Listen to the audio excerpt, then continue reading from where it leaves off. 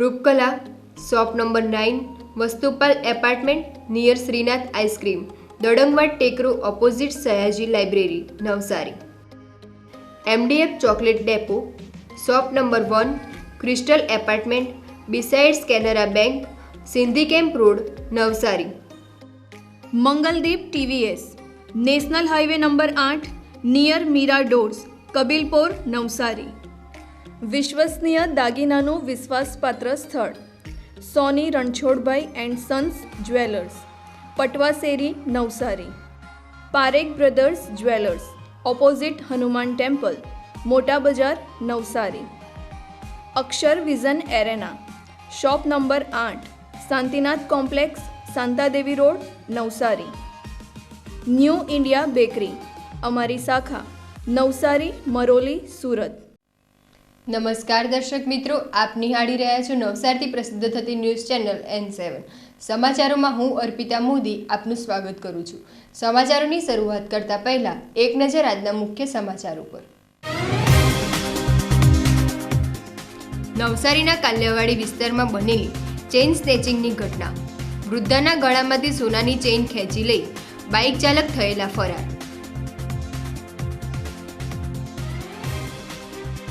VB Ramji યોજના અંગે ફેલાતી ભ્રમણા વિરુદ્ધ કેબિનેટ મંત્રીની પત્રકાર પરિષદ.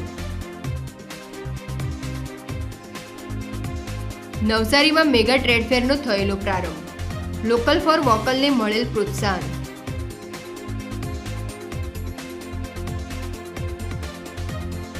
નવસારીમાં બીમાર ઘાયલ ગૌવંશોની થતી ખરેખર સેવા.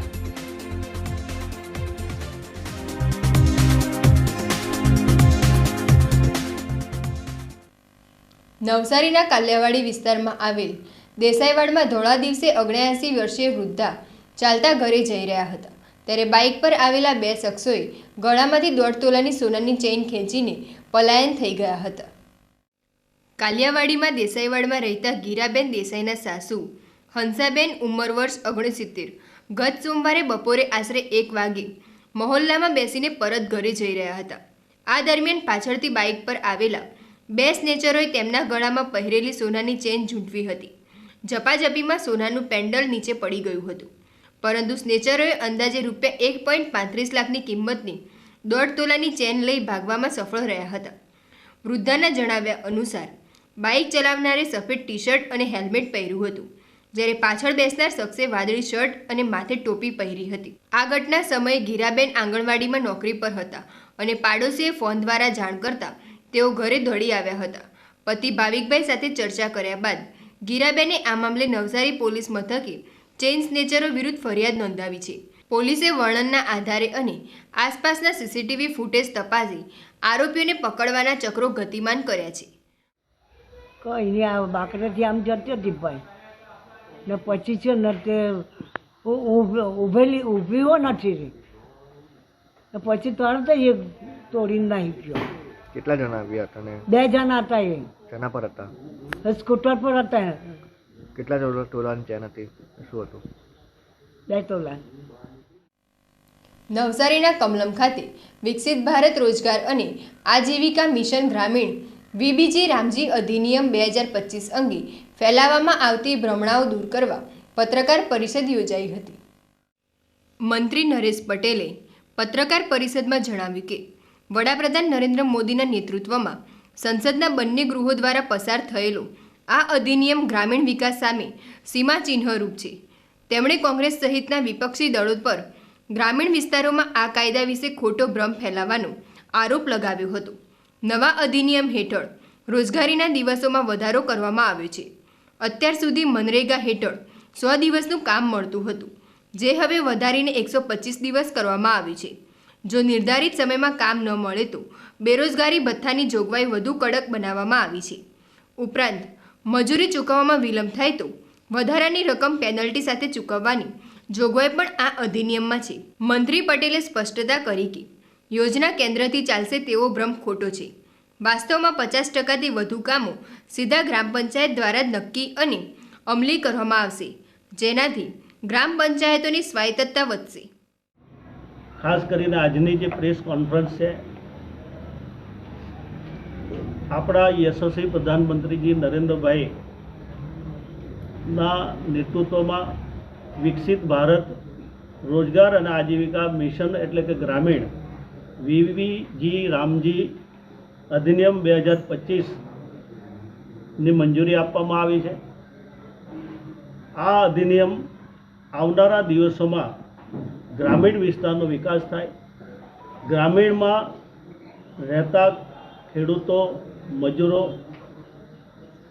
એને વધારે ફાયદો થાય, મજૂરોને ગેરંટી સાથે રોજગારી મળી શકે એવા ખૂબ જ ભાવ સાથે આ અધિનિયમ બનાવવામાં આવ્યો છે।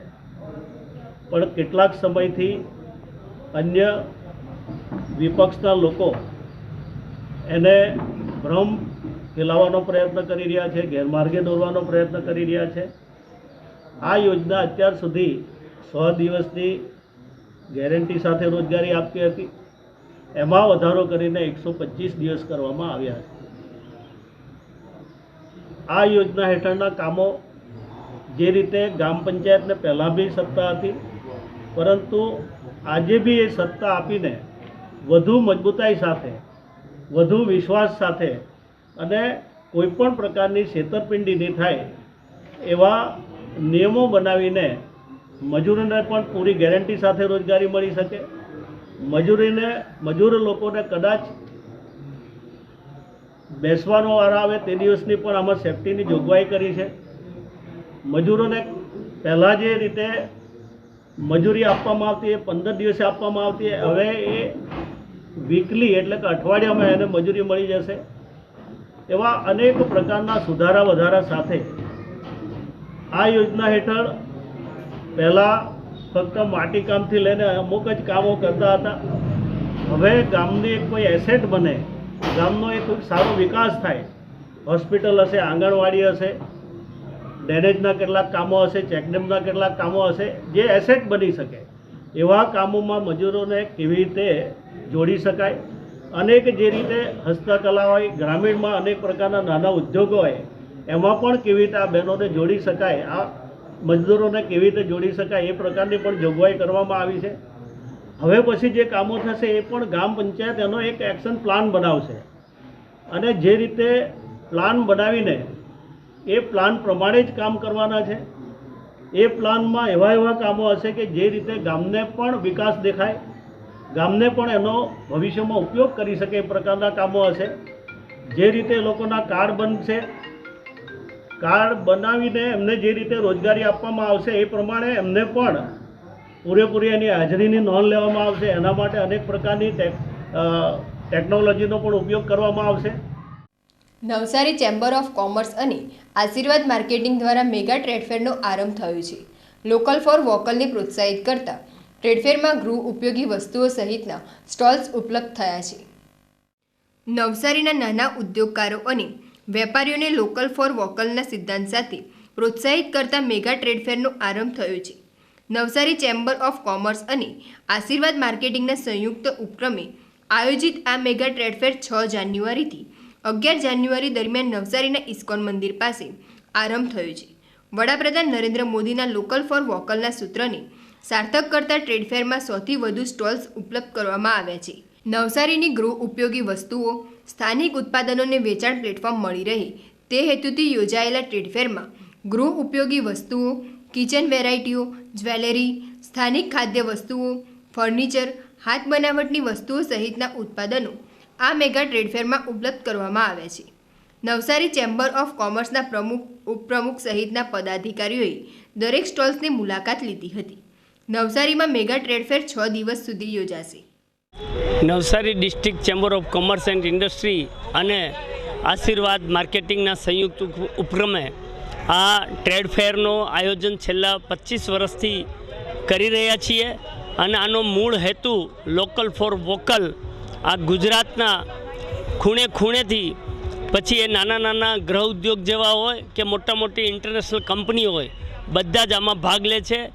લગભગ 140 સ્ટોલ આની અંદર છે, એમાં આશરે 50% એટલે કે 70 જેટલા સ્ટોલ નવસારી શહેરના વેપારીઓએ ભાગ લીધો છે એમાં, અને બાકીના વિવિધ સ્થાનોથી, કોઈ ડાંગથી આવે, કોઈ વડોદરાથી આવે, કોઈ બનાસકાંઠા, સૌરાષ્ટ્ર, આખા ગુજરાતમાંથી લોકો આવી અને પોતાની પ્રોડક્ટનો પ્રચાર પ્રસાર કરે છે અને એના લીધે એમને અહીંયા તો લોકલમાં તો વ્યાપાર મળે જ છે, પણ એમના પ્રચાર પ્રસારના લીધે પાછળથી પણ એમને ખૂબ એમાં વ્યાપાર મળતો હોય છે અને એમની પ્રોડક્ટ વેચાતી હોય છે.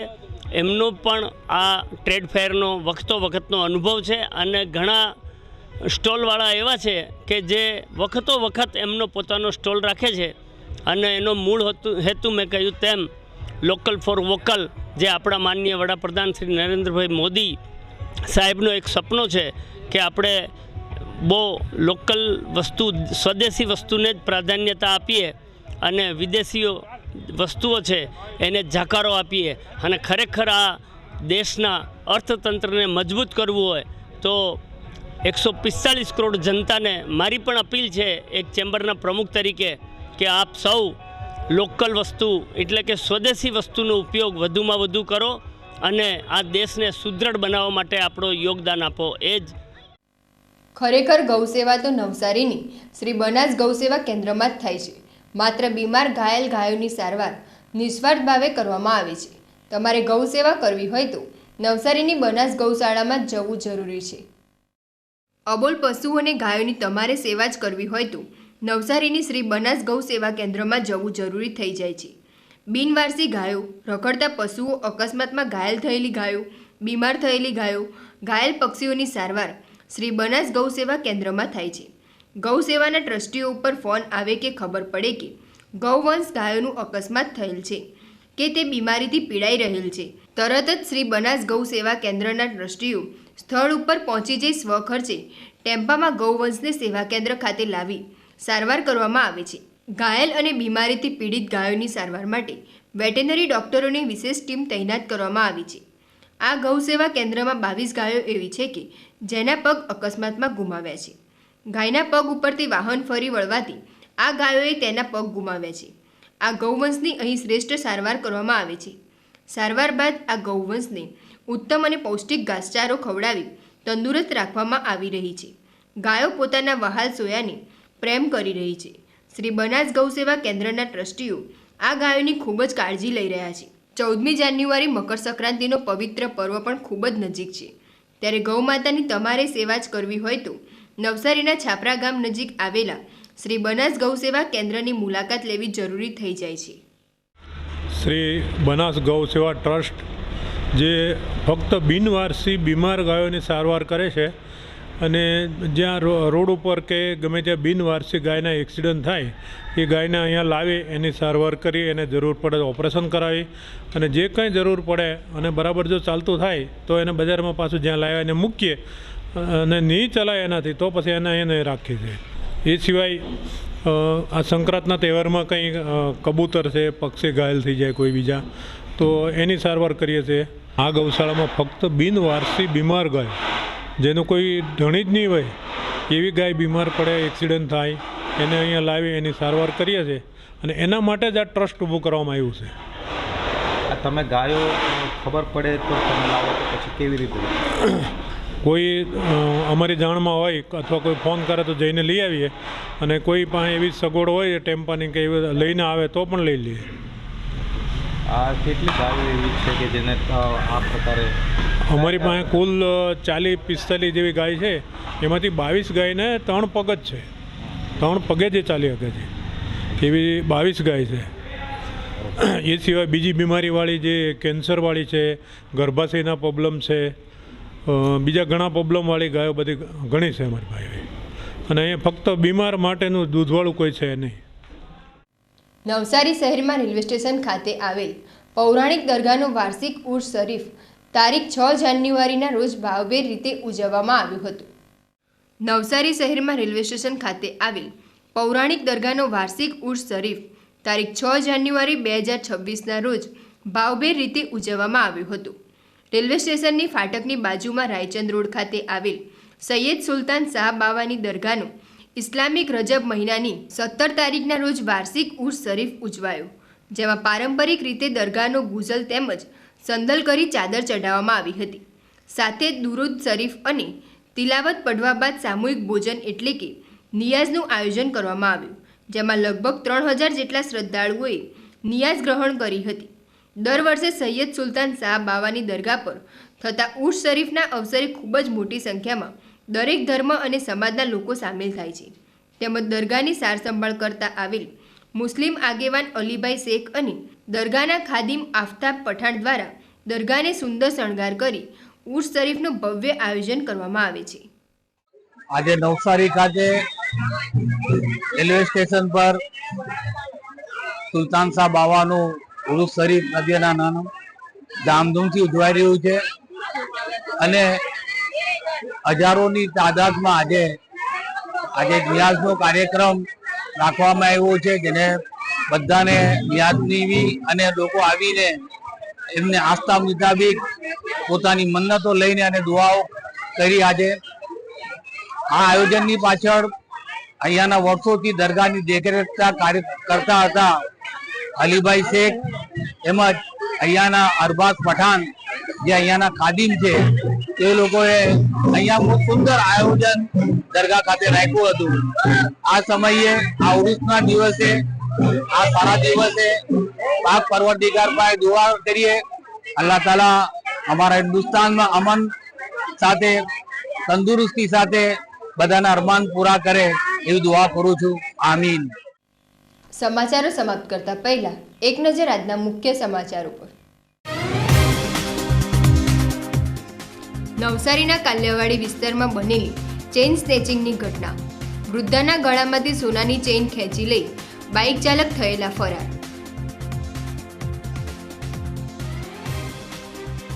વીબી રામજી યોજના અંગે ફેલાતી ભ્રમણા વિરુદ્ધ કેબિનેટ મંત્રીની પત્રકાર પરિષદ. નવસારીમાં મેગા ટ્રેડ ફેરનો થયેલો પ્રારંભ. લોકલ ફોર વોકલને મળેલ પ્રોત્સાહન.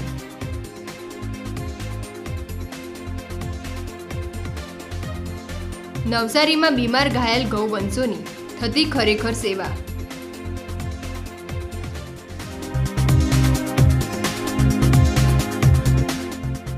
તો આ હતા આજના સમાચારો. બન્યા રહો અમારી સાથે અને જોતા રહો નવસારીથી પ્રસિદ્ધ થતી ન્યૂઝ ચેનલ N7. નમસ્કાર.